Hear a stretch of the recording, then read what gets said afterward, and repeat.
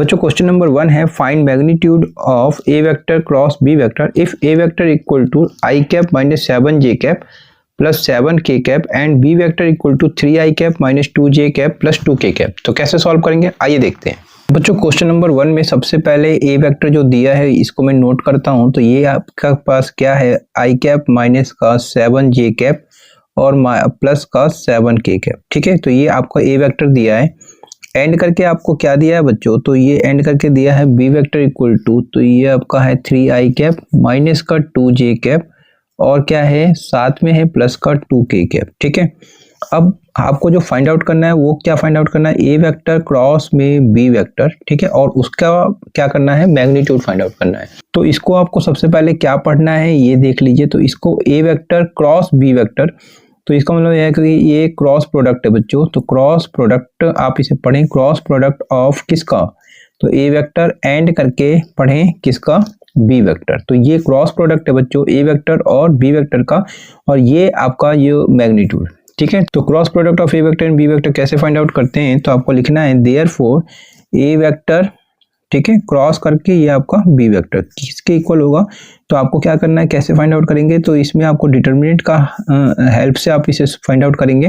और डिटरमिनेंट हमने पढ़ा था 4th चैप्टर में। तो ये आपको यहाँ पे लिखना है आई कैप, फिर लिखना है जे कैप और फिर लिखना है के कैप। ठीक है, अब आपको क्या करना है बच्चों, आई कैप जे कैप के कैप लिखने के बाद आपको इसमें ये सेकंड रो में आपको ए वेक्टर का कंपोनेंट लिखना है। तो ए वेक्टर का कंपोनेंट क्या है, यहाँ पर 1, यहाँ पर जे का कंपोनेंट देखें तो माइनस का 7 और के का कंपोनेंट प्लस का 7। ठीक है, ये आपको लिख लेना है। थर्ड रो में आपको क्या करना है, बी वेक्टर के कंपोनेंट लिखने हैं। तो बी वेक्टर का कंपोनेंट क्या है 3, तो ये 3, फिर ये आपका माइनस का 2 और के का कंपोनेंट आपका 2। ठीक है, अब क्या करना है बच्चों, तो इसमें आपको अब इसको हमें सॉल्व करना है बच्चों, और डिटरमिनेंट वाले तरीके से सॉल्व करना है। तो इसमें आपको फर्स्ट रो से ही सॉल्व करना है बच्चों। तो क्या करें, आई को सबसे पहले हाइड करेंगे। तो जिस तरीके से आप पहले डिटरमिनेंट में करते तो आई को हाइड किया और क्या दिखाई दे रहा है, -7 7 -2 2। ठीक है, तो इसको क्या करना है, डिटरमिनेंट के अंदर में लिख लेना है बच्चों। तो -7, ठीक है, 7 -2 2 ऐसे लिखना है। और ये जो आई कैप है इसको आपको डिटरमिनेंट के बाहर लिखना है। फिर उसके बाद जे को आपको हाइड करना है। तो जे को हाइड करें तो देखिए क्या दिखाई दे रहा है, तो आपको दिख रहा है 1 7 3 2। ठीक है, लेकिन जब जे को आप हाइड करते हैं तो जे के लिए आपको माइनस का साइन लगाना होता है। तो क्या क्या दिखाई दिया था, 1 7, ठीक है, 1 7 देख लीजिए, और 3 और 2। तो यहाँ पर क्या करें, 3 और 2 हो गया बच्चों। साथ में ये आपका जे कैप, इसके बाद आपको के कैप को देखना है। तो के कैप के लिए क्या करें बच्चों, तो के को हाइड करें और क्या दिखाई दे रहा है, 1 -7 3 -2। तो 1 -7 3 -2। तो इसमें के लिए यहाँ पर प्लस का साइन आता है, तो ये अल्टरनेट चलता है, ये प्लस माइनस प्लस। ठीक है, तो ये प्लस का था, ये फिर माइनस में आता है और इसके बाद प्लस आता है। तो क्या आएगा, 1 -7 और ये आपका 3 और ये माइनस का 2। ठीक है, समझ में आ रहा होगा बच्चों।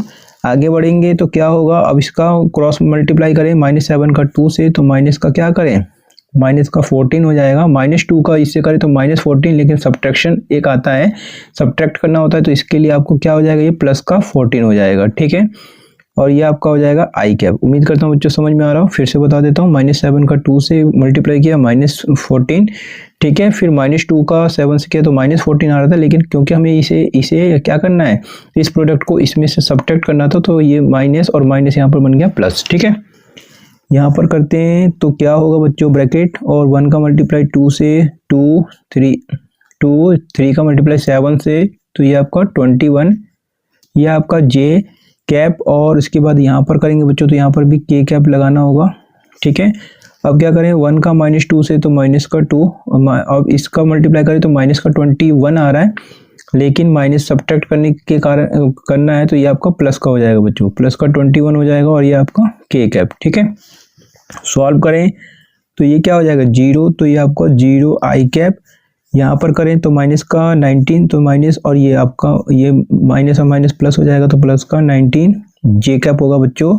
साथ में यहाँ पर देखें तो प्लस का 19 क्या होगा, के कैप होगा। ठीक है, राइट। अब आपको 0 आई कैप लिखने की जरूरत नहीं है बच्चों, तो क्या करें, 19 जे कैप, ठीक है, और 19 के कैप लिख दीजिए। ठीक है, राइट।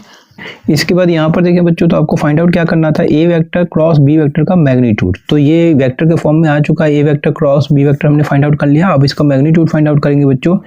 तो क्या होगा, ए वेक्टर, ठीक है, क्रॉस करके बी वेक्टर क्या होगा उसका मैग्नीट्यूड। तो मैग्नीट्यूड फाइंड आउट करने के लिए क्या करना है, अंडर रूट और फिर कंपोनेंट देखते हैं आई जे के का। तो यहाँ पर तो आई है नहीं है, तो इसको आपको आई का कंपोनेंट 0 का स्क्वायर, जे का कंपोनेंट क्या है 19 का स्क्वायर, और के का कंपोनेंट फिर देखें यहाँ पर 19 का क्या स्क्वायर। तो क्या करते हैं, इसको सॉल्व करेंगे तो क्या आएगा, ये तो 0 होगा तो इसको लिखने की जरूरत नहीं है बच्चों। 19 का स्क्वायर यहाँ पर मैंने कर दिया 361, और 19 का स्क्वायर कीजिए 361, दोनों को प्लस कर दीजिए बच्चों, 1 और 1 ये आपका 2, 6 और 6 क्या होगा 12, और ये आपका 7, ठीक है।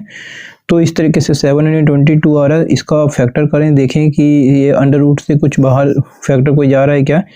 तो 2, 3 और ये आपका क्या आएगा 361 आएगा, और ये आपको पता है 19 का स्क्वायर होता है, तो 19 मल्टीप्लाई 19 फिर 19 मल्टीप्लाई 19। तो इस तरीके से 19 देखें स्क्वायर बन रहा है, तो इसको आप ऐसे लिख सकते हैं 19 का बनेगा स्क्वायर, साथ में इंटू में 2 रहेगा, तो 19 क्या होगा जंप करके अंडर रूट से बाहर, तो 19 अंडर रूट 2 होगा। और यह हो जाएगा बच्चों, क्योंकि ये मैग्नीट्यूड है तो यूनिट लिख दिया करें आप तो ज़्यादा अच्छा रहेगा, क्योंकि इसका कोई तो यूनिट होगा मीटर सेंटीमीटर, तो इसलिए यूनिट लिख दें, ठीक है। और ये हो जाएगा इसका करेक्ट आंसर। तो उम्मीद करता हूँ बच्चों अच्छे से समझ में आ गया होगा। अगर अच्छे से समझ में आ गया तो वीडियो को लाइक करना मत भूलना। चैनल पर पहली बार आए तो प्लीज़ चैनल को सब्सक्राइब जरूर कर लेना। मिलते हैं नेक्स्ट वीडियो में, अपने वीडियो को वॉच किया इसके लिए आप सभी का बहुत बहुत धन्यवाद बच्चों।